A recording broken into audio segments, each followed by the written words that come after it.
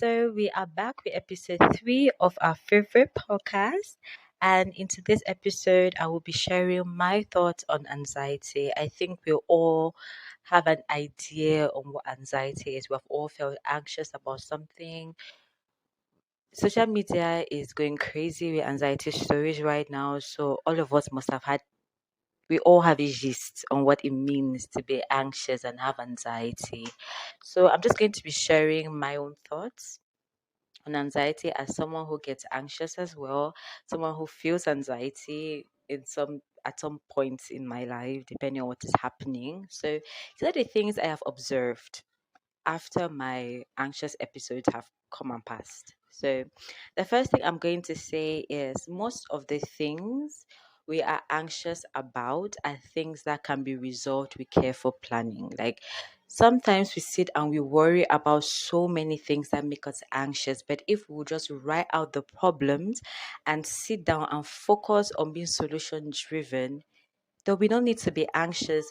For example, last month, before I always get my salary, I like to budget for the month, budget how much I'm giving for house rent, how much I'm putting in for food, transport, and all of those things. So I was very anxious because I was just like, oh my god, like when I remove my house rent, that is like more than half of what I earn since I do a professional internship, so I'm not paid as a proper employee.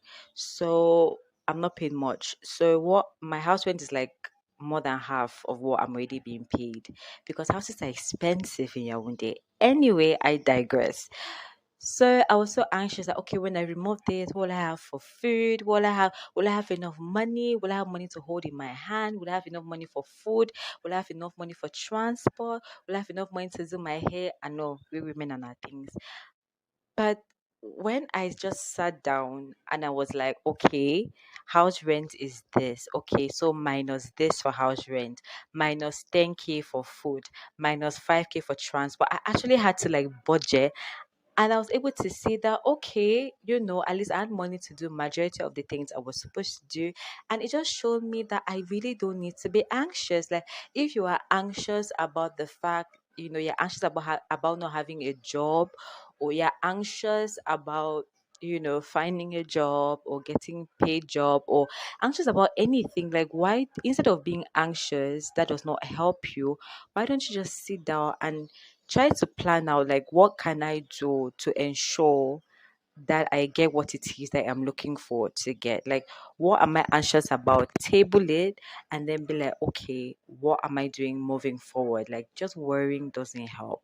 It's always better to be solution driven. This is something that I learned from someone that used to always tell me that I worry a lot, but I should learn to be more solution driven. So be more solution driven and it will save you a lot of anxiety. Like you're going to live your life without being anxious because whatever it is that you're anxious about, you just have to table it. And if you see that it's not something that you can do, like there's nothing you can do about the situation, let it go. And that's my second thought on anxiety, or the second thing I want to talk about is learn to let go.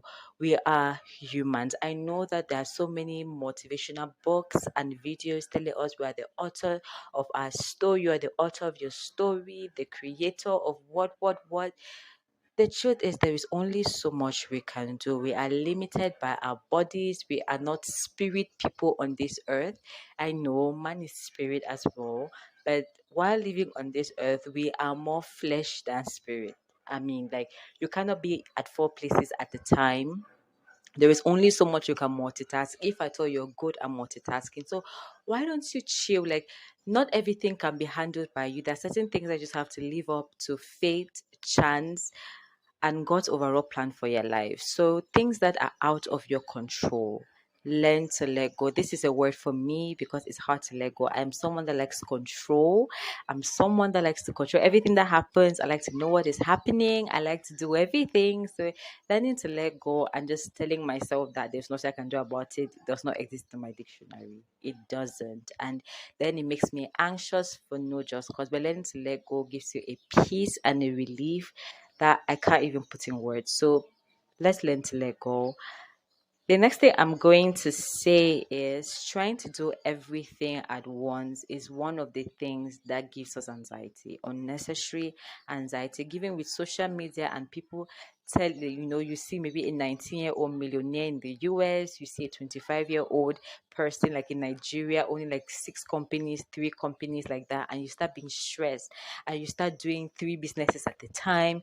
Maybe you're a 9 to 5 person, you want to have like two side jobs and you just overwhelm yourself for nothing, and you just find yourself being soaked into stress, anxiety. Like you wake up every day, you're anxious, especially when you're failing here and feeling here, you're short-handed here, it just it's just this whole bundle of mess. And trust me, I know what I'm saying because I went through that stage when I was trying to do two side hustles as well as my paid internship plus school, and I feel miserably. Like I had to stop those jobs because it was horrible. I wasn't making profit. I was looking at a loss. I was so anxious and just overwhelming myself. I was constantly under stress because if I fail at work, then I'm being reprimanded at work for failing at work, and then now I get stressed and anxious because I have to pick up, and then I fail at my own side hustle, and I'm seeing the money going and nothing entering, and then I'm feeling in school again. Like it was just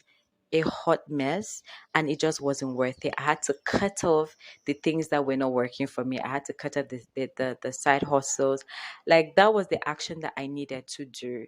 And I just let it be. Like I need money, but I'm not going to kill myself in the process. God's plan is best for me. Like I'm learning to chill. Like that is probably like my second word of the year is chill. Take things a step at a time. My younger sister is a YouTuber. She's not young, she's not my sister by blood, but I treat her like one, Karen Sunjo. And there was a video on you don't have to do everything in January, in the month of January. Like I think that was her first video of the year or the second, something like that. You should check her out. The video was really just about like most of us so excited with the new year. We're like, oh, I have this and this goals and we all want to accomplish in January. 30 days, we want to accomplish 20 something goals.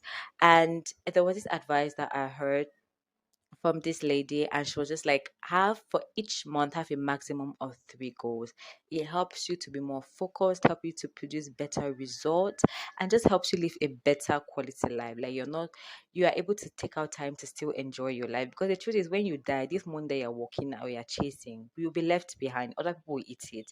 This house that you're struggling to be, you will leave it behind. This car, this you will leave it behind. All this legacy thing that you're trying to build, you will leave it behind. And the truth is, with time, people might remember you, but it's not like that. Like it's not that. It has nothing to do with your eternity, with your life beyond this. Like you will not carry it to the afterwards. So please chill. It is not that important.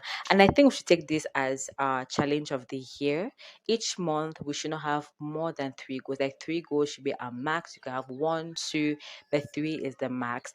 And let's say I'll remind you guys in December, and we would, come back with testimonials. I will tell you how that has worked out for me, how many goals I've been able to accomplish due to this challenge. And I look forward to your own testimonials. And just imagine that you take like three goals per month, and let's say you start this challenge in the month of March. That is that you would have accomplished 30 solid goals by the end of the year. That is massive. That is truly, truly massive. So, three goals per month max will save you a whole lot. My bonus point is pray whenever you feel anxious. There is this, let me pause. There is this peace and relief and clarity that comes in prayer. Like when you come in the presence of God, I don't know if you're a Christian or a Muslim or whatever your faith is, if you believe in the universe, whatever it is, but just knowing that there is a being that is not limited to time or space. I mean, God literally said he has plans for each and every one of us, and his plans are to prosper us and not to do us harm. Like calm down first of all, like meditate on this. It's so powerful, it's so simple yet powerful, and just him telling us that his plans for us are way bigger than any plans that we can ever have for ourselves. Like if you think that your dreams are big, God's dreams for you are bigger. 10 times bigger, a million, like you can't even begin to imagine. That's how big, like even your mind cannot even imagine. Like, you know how our imaginations are so wild. Even your imagination, as wild as it is, cannot even fathom the plans that God has for you. So pray. Like, whenever you feel anxious, I believe in praying instead of complaining. That is what I've been trying to practice. And like, don't post about your problems, pray about it. In the words of Pastor Sarah Jakes Roberts, pray about your problems. Prayer does wonders. Pray for miracles. Prayer is an active way of solving your problems, honestly, because complaining will neither bring solutions or not do anything for you. So if you don't take anything from what I said, pray whenever you feel anxious. It will do you wonders. Like, God is always listening, and for me, He answers my prayers really fast. I don't know about you, but He answers my prayers really fast. Like, I'm like, is this turning into a testimony video or no? Testimony episode? Like, hey, praise the Lord. But honestly, jokes aside, God does miracles now. Like, there have been times where I've been so broke and God comes through for me in ways I did not even imagine. There'll be things that I'll pray for. There are so many times that I've prayed to pass an exam in school and it came to pass. Like, I've prayed about solving a problem with somebody and it came to pass. Like, God is always listening. I mean, granted, there are things I'm still praying for that have not yet come to pass, but I believe that God has just said it's not time yet. And when the time is right, everything that I want, I've prayed for, will come to pass. So, on that note, I am ending the episode and I love you. Take care. Bye.